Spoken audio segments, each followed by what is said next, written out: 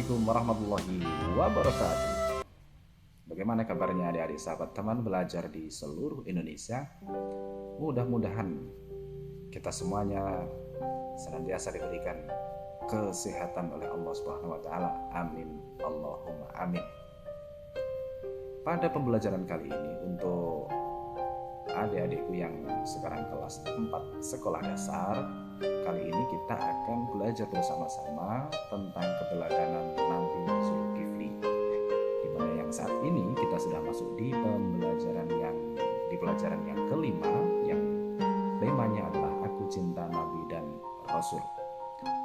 Nah, sebelum kakak menyampaikan tentang materi keteladanan Nabi Zulkifli alaihissalam, terlebih dahulu kakak akan menyampaikan tujuan pembelajaran kita, yakni yang pertama, peserta didik dapat memahami kisah teladan Nabi Zulkifli alaihissalam dengan benar.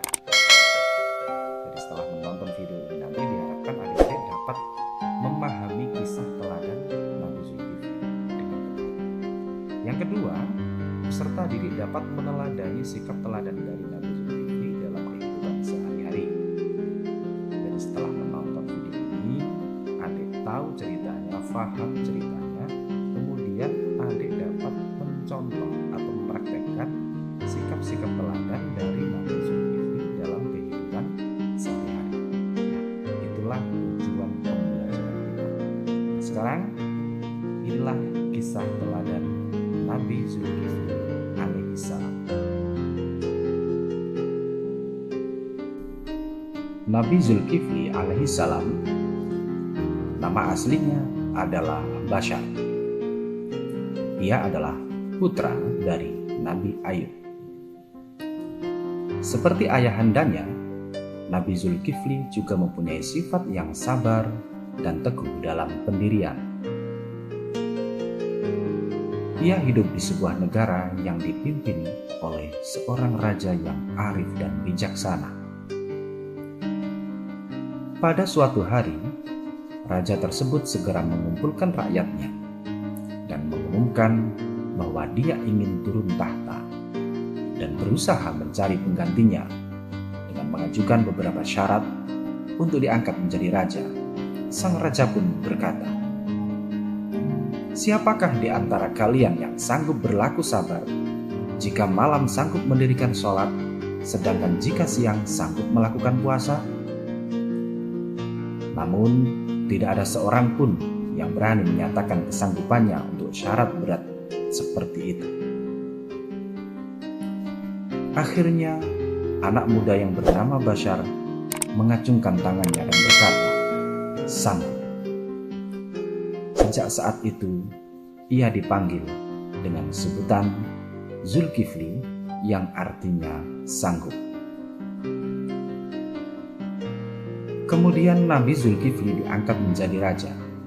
Di waktu malam, ia senantiasa beribadah kepada Allah, dan di waktu siang, ia selalu berpuasa, serta selama kepemimpinannya, ia berlaku sangat sabar. Ia juga diangkat menjadi ketua hakim, sehingga tidurnya di waktu malam hanya sedikit sekali. Pada suatu malam, ketika ia hendak berangkat tidur, ada seorang tamu yang hendak mengganggunya. Nabi Zulkifli mestinya sudah istirahat, namun dengan sabar ia terima orang itu.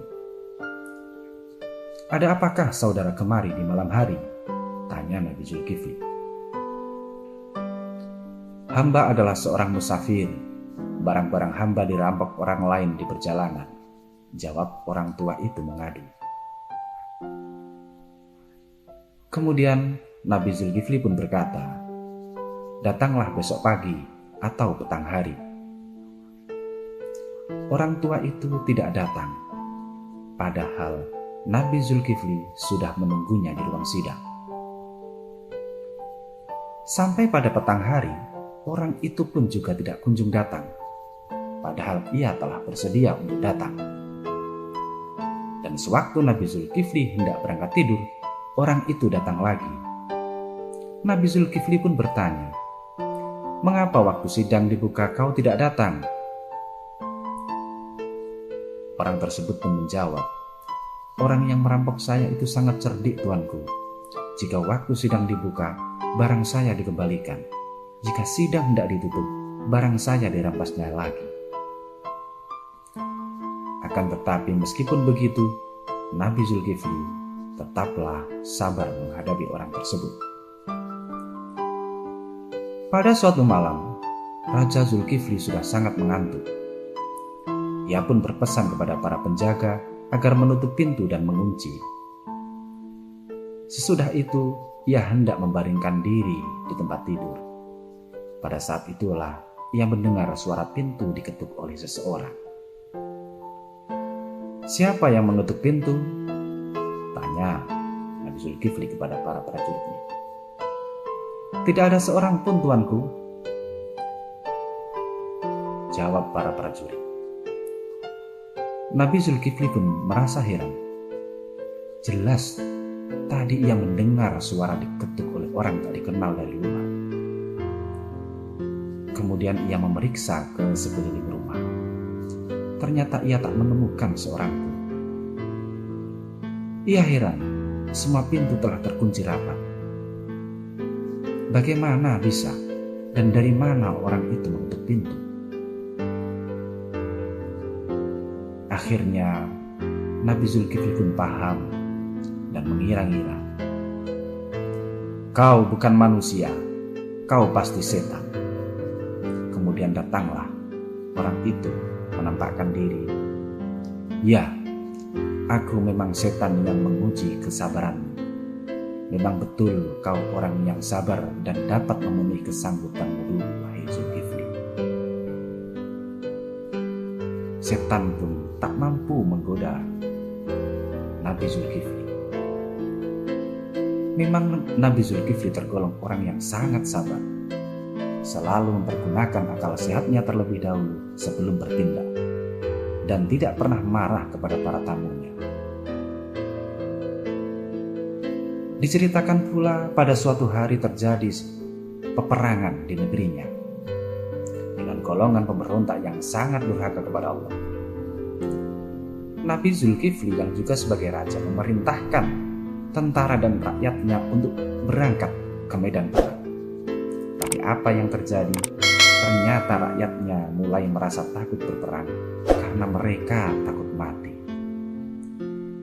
Rakyatnya bersedia maju berperang dan berjuang untuk negaranya jika Nabi Zulkifli mau mendoakan kepada Allah agar dia mau menjamin hidupnya agar mereka tidak mati.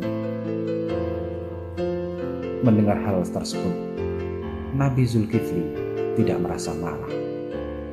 Dia langsung menadahkan tangannya ke atas dan berdoa kepada Allah agar seluruh prajuritnya, seluruh tentaranya dan rakyatnya tidak ada yang mati di medan perang.